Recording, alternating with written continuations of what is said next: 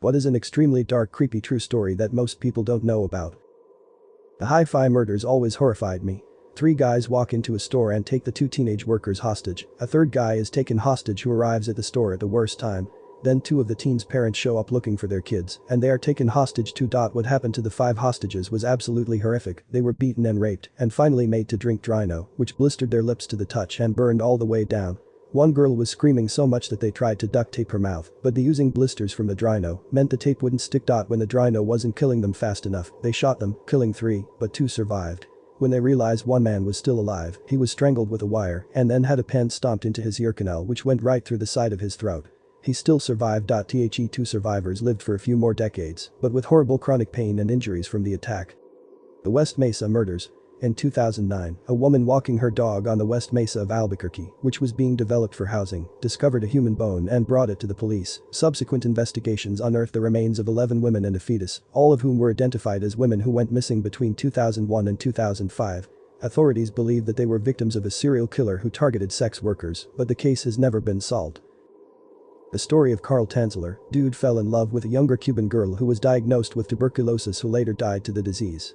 He offered to pay for a tomb for her to be buried into his specifications, which the family accepted, which turned out to be a mistake because he ended up sneaking in and taking her corpse. Later, her sister claims the doctor had been living with the body, so when the cops show up they discover a body coated in wax and turned into a sex doll. In the 1960s, the owner of a Nick-based plastic decorations company fathered an illegitimate child with one of his foreign, El Salvadorian, workers. The man killed the pregnant woman and with her the unborn child. He put her into a 55-gallon drum that was partially full of a dyeing agent from his plastics warehouse. In an effort to dispose of the body he added pellets for weight and he planned to dump it in a lake. As it was too heavy for him to transport, he put the drum in the crawlspace at his family's home. None of the 3 or so families who lived there after him bothered with it as it was too heavy. Finally, one of the families decided to dispose of it, and when they opened it, they saw a woman's purse. Police were notified and it was discovered the barrel contained the decomposed body of a pregnant female, plus several documents that were able to be used to discover her identity. The discovery happened in the late 1990s, and her mother, who was in her 90s by the time it was discovered, had reported that she kept having reoccurring dreams of her daughter inside a barrel. When the police came to arrest the man, who was like 70, who they could prove had killed her previous boss, they found he had shot himself in his garage shortly after learning the police were at his door. He knew why they were there for him. Well, here is a feel-good unsolved murder. Ken Rex McElroy was a resident of Skidmore, Nottoway County, Missouri. Known as the town bully, his unsolved killing became the focus of international attention. Over the course of his life, McElroy was accused of dozens of felonies, including assault, child molestation, statutory rape, arson, hog and cattle rustling, and burglary. In all, he was indicted 21 times, but escaped conviction each time, except for the last. In 1980, one of McElroy's children got into an argument with a clerk, Evelyn Sumi, in a local grocery store owned by 70-year-old Ernest Bowenkamp and his wife, Lois, allegedly because a younger McElroy child tried to steal some candy. McElroy began stalking the Bowenkamp family and eventually threatened Bowenkamp in the back of his store with a shotgun in hand. In the ensuing confrontation, McElroy shot Bowenkamp in the neck. Bowenkamp survived, and McElroy was arrested and charged with attempted murder. McElroy was convicted at trial of assault but freed on bail pending his appeal.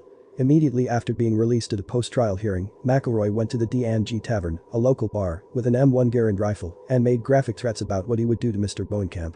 This led to several patrons deciding to see what they could legally do to prevent McElroy from harming anyone else.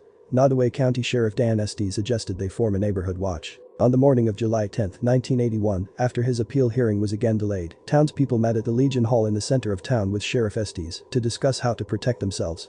During the meeting, McElroy arrived at the D&G Tavern with Trina. As he sat drinking at the bar, word got back to the men at the Legion Hall that he was in town.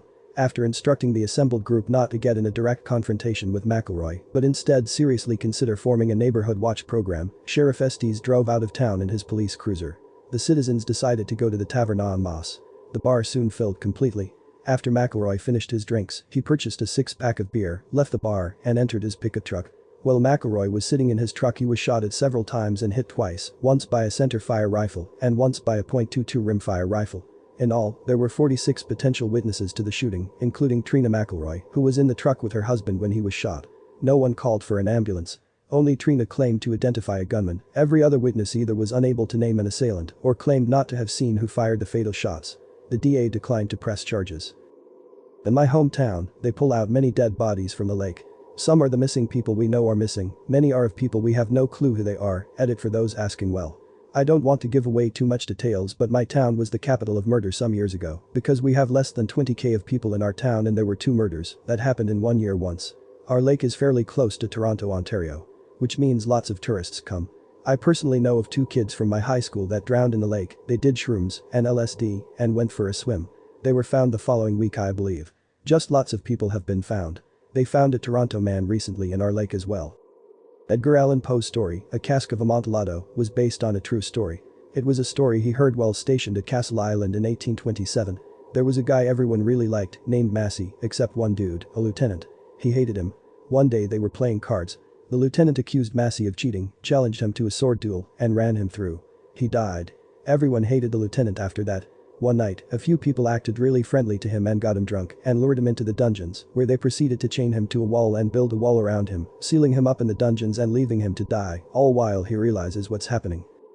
The name of the actual victim escapes me, but a woman was murdered, and the criminal would call the victim's mother years later and ask her, "Can I speak to your daughter?" as some form of psychological torture.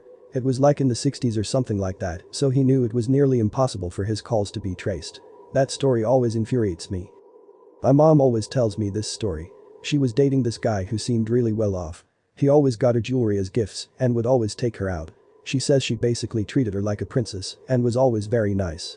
She said she always got a weird feeling from him but wanted to give him the benefit of the doubt since he was so nice and treated her well.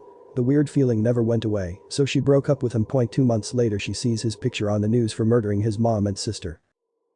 Joji Obara, who is believed to have raped 150 to 400 women and murdered at least 2 in Japan. He was a wealthy man who was reported to have an obsession with Western women and developed a sex fetish for molesting unconscious women, to whom he had administered drugs to render them unconscious, targeting both Japanese and Western women. He would record himself assaulting them after drugging or chloroforming them, sometimes wearing a mask.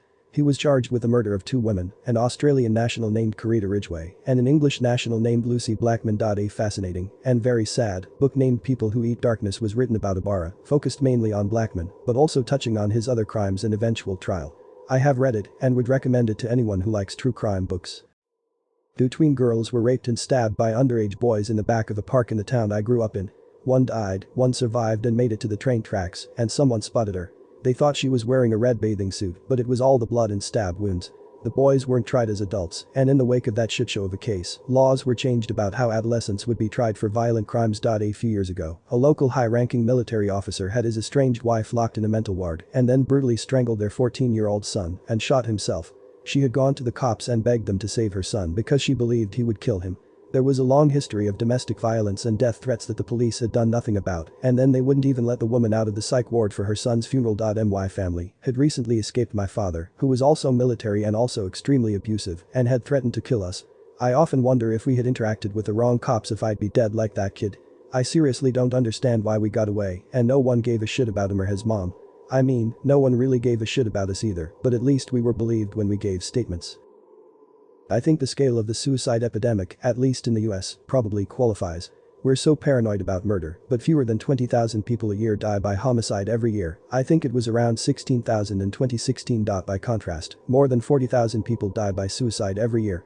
The CDC estimates that someone dies by suicide every 13 minutes on average. Yet, we rarely talk about it seriously or offer help. We are content to live with the stigma and shame that leads to more needless deaths.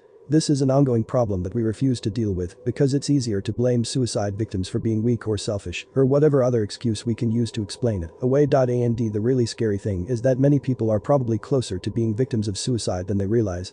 A large proportion of suicides are impulsive, with the victim experiencing suicidal thoughts for mere hours, maybe a day, before they act. This isn't something that only severely depressed people in horrible situations experience, it's something that can affect anyone. Pretty much everyone who has survived an impulsive suicide talks about how they immediately regretted their decision as they suddenly realized that their problems could be fixed. And the really terrible thing to me is that impulsive suicide victims tend to also use highly lethal methods. It's kind of horrifying to think about how many people have spent their last moments wishing they hadn't stepped off that ledge or pulled that trigger. This one is a creepy situation that doesn't involve any creepy people. About an hour north of the southern tip of Texas, there's a bridge out to South Padre Island, a beach community that's a bit of a spring break destination. On night, a large ship crashed into a pylon on the bridge, causing a massive concrete section to collapse into the sea. One by one, about 20 cars driving over the bridge suddenly fell 100 feet into the ocean before someone finally managed to stop. Since then they have put up a sign warning cars to stop if the lights are blinking. Every time I drive over that bridge, I imagine the taillights in front of me suddenly disappearing and wonder how many seconds I would have to stop. The filming of the horror movie The Omen has been said to have been cursed. The movie is about the birth and childhood of the Antichrist, very controversial for the 70s. Many people working on the film claim to have strange and even life-threatening things happen to them. Reading about it gives me chills. I typically am a skeptic, but some of these occurrences seem to be more than coincidences. Some examples: on Friday the 13th, John Richardson, the special effects consultant, was involved in a crash that killed his girlfriend assistant, Liz Moore. It was a gruesome accident. His girlfriend was cut in half during the impact. Also, the accident happened at mile marker 66 in Omen, Netherlands. Also, the movie star and the screenwriter took separate planes to the UK for filming. Both planes got struck by lightning. Many of the people involved in the making of the film had awfully bad luck.